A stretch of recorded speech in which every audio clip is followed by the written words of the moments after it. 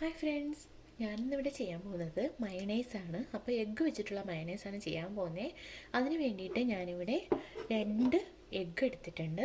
പിന്നെ എടുത്തേക്കുന്നത് ഒരു 3/4 ടീസ്പൂൺ എന്താ പറയുന്നത് നാരങ്ങയാണ് എടുത്തേക്കുന്നത്. പിന്നെ ഞാൻ ഒരു മീഡിയം സൈസ് വെളുത്തുള്ളി എടുത്തിട്ടുണ്ട്. ഒരു 1/2 ടീസ്പൂണോളം പെപ്പറും എടുത്തിട്ടുണ്ട്. നമുക്കിനി ഇത് എങ്ങനെയാണ് ചെയ്യുന്നതെന്ന് നോക്കാം. നമ്മുടെ മയണൈസ് ചെയ്യുന്നതിന് വേണ്ടിയിട്ട് ഞാൻ എഗ്ഗിൻ്റെ വൈറ്റ് മാത്രം എടുക്കുവാണ്. യെല്ലോ ഞാൻ എടുക്കുന്നില്ല, വൈറ്റ് മാത്രം സെപ്പറേറ്റ് ചെയ്ത് എടുക്കാം. ഞാനപ്പോൾ 2 എഗ്ഗിൻ്റെ വൈറ്റാണ് ഇവിടെ എടുത്തേക്കുന്നത്. ഇനി നമുക്ക് ഇതിനകത്തോട്ട് നമ്മൾ എടുത്ത് വെച്ചിരിക്കുന്ന നാരങ്ങ പിഴിഞ്ഞത് ആഡ് ചെയ്യുകയാണ്.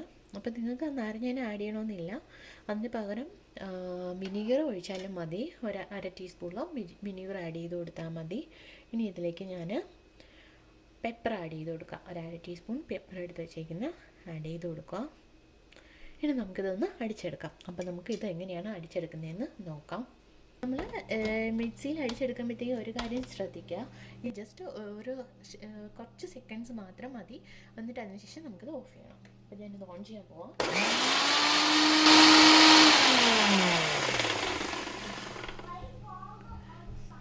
ഞാനിപ്പോൾ ഇത് ഓഫ് ചെയ്തു. നമുക്കിനി ഇതിലേക്ക് എടുത്തു വെച്ചിരിക്കുന്ന വെളുത്തുള്ളി ആഡ് ചെയ്ത് കൊടുക്കാം.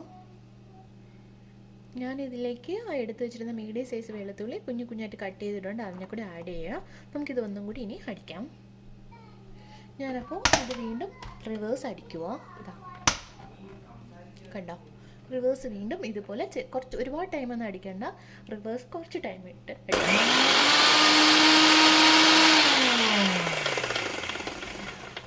ഞാൻ ഓഫ് ചെയ്തു. ഇനി നമുക്കിതിലേക്ക് കുറച്ച് സോൾട്ട് ആഡ് ചെയ്യാം. ഞാൻ ഇതിലേക്ക് ഒരു 1/4 ടീസ്പൂണിന് വേണ്ടി സോൾട്ട് ആഡ് ചെയ്യാം. ഇനി നമുക്കിതിലേക്ക് വേണ്ടത് ഓയിലാണ്. അപ്പം ഞാൻ ഒരു 1/2 കപ്പ് ഓയിൽ ഇവിടെ എടുത്തിട്ടുണ്ട്. നമ്മൾ എടുക്കുമ്പോഴത്തേക്കും കോക്കനട്ട് ഓയിൽ എടുക്കരുത്, പകരം സൺഫ്ലവർ അല്ലെന്നുണ്ടെങ്കിൽ ഒലിവ് ഓയിൽ അല്ലെങ്കിൽ വെജിറ്റേറിയൻ ഓയിൽ ഏതെങ്കിലും ഒന്ന് എടുക്കുക. ഇതെന്ന് പറയുന്നത് കനോള ഓയിലാണ് ഞാൻ എടുത്തേക്കുന്നത്. അപ്പോൾ ഞാനിത് ഇതിലേക്ക് ആഡ് ചെയ്ത് കൊടുക്കുക. ആഡ് ചെയ്യുമ്പോൾ കുറേശ്ശെ ആഡ് ചെയ്ത് വേണം നമ്മളിത് മിക്സിയിൽ അടിക്കാനായിട്ട്. ഞാനിത് വീണ്ടും അടിക്കുക, റിവേഴ്സ് ഇട്ട്.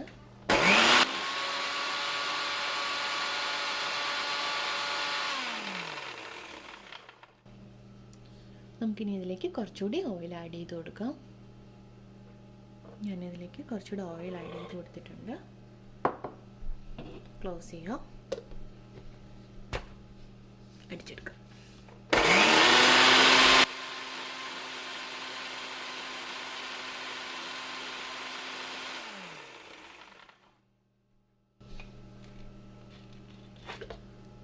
ഇതാണ്ടോ, നല്ല ക്രീം മാതിരി ആയിട്ടുണ്ട്. നമ്മൾ എത്രമാത്രം ഓയിൽ ആഡ് ചെയ്ത് കൊടുക്കുമോ അതിനനുസരിച്ച് നല്ല ക്രീമായിട്ട് വരും.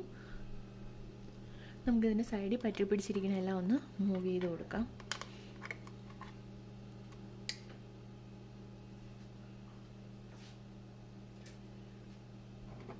ഇനി ഇരിക്കുന്ന ബാക്കി ഓയിലും കൂടെ ഞാൻ ആഡ് ചെയ്യാം.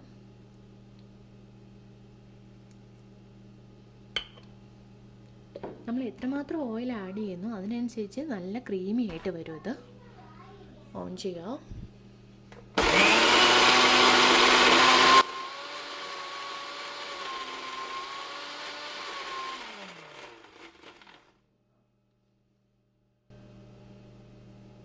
ഇതാ നമുക്ക് ഇതിപ്പോൾ നല്ല ക്രീമി ആയിട്ട് വന്നിട്ടുണ്ട്. ഇനി ഞാൻ എന്താ ചെയ്യുന്നതെന്ന് വെച്ച് കഴിഞ്ഞാൽ ഇത് ഒന്ന് ജസ്റ്റ് ഫ്രണ്ടിലോട്ടിട്ട് അടിച്ചെടുക്കുക.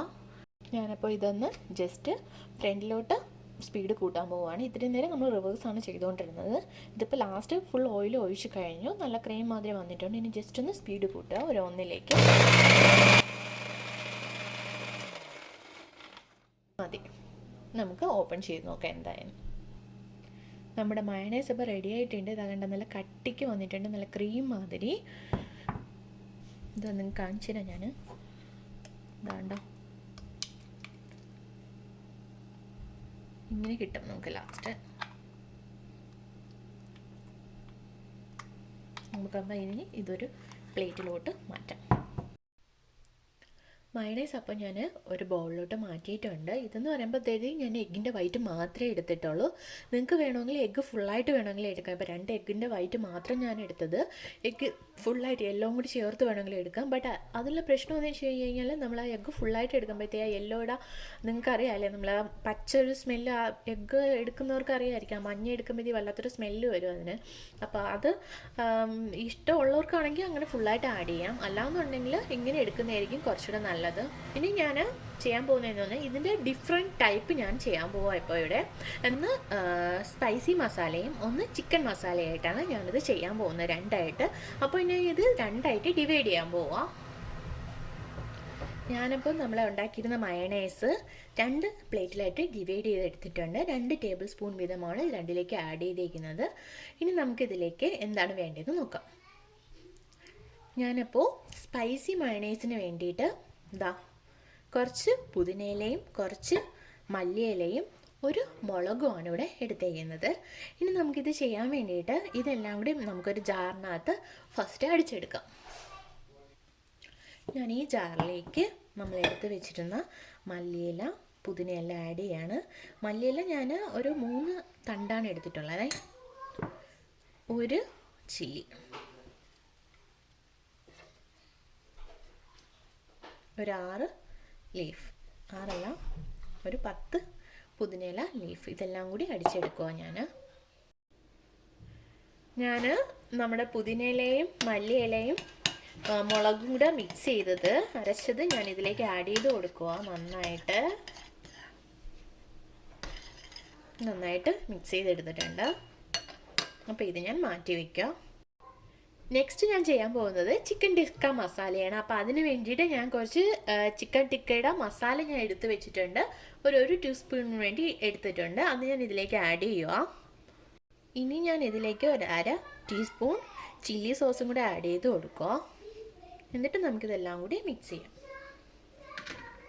ഞാനിതെല്ലാം കൂടി മിക്സ് ചെയ്യാൻ പോവാം.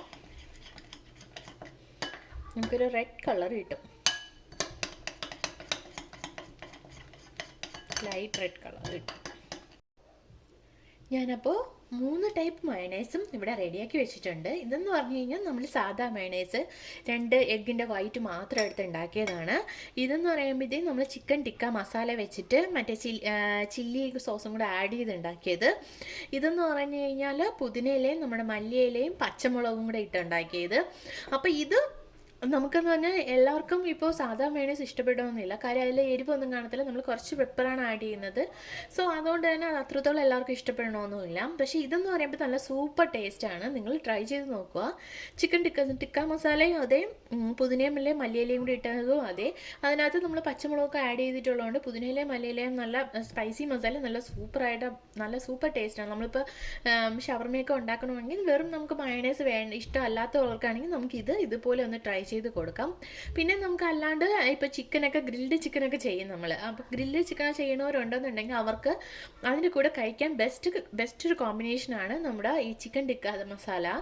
സോ നിങ്ങൾ അതൊന്ന് ട്രൈ ചെയ്ത് നോക്കുക. അപ്പോൾ ഇത്രയാണ് ഇന്നത്തെ 3 ടൈപ്പ് മയണൈസ് എന്ന് പറയുന്നത്. അപ്പോൾ നിങ്ങൾ ഇതുപോലെ ഒന്ന് ട്രൈ ചെയ്ത് നോക്കുക. ഇഷ്ടപ്പെട്ടുവെങ്കിൽ ലൈക്ക് ചെയ്യുക, ഷെയർ ചെയ്യുക, സബ്സ്ക്രൈബ് ചെയ്യുക. Thanks for watching.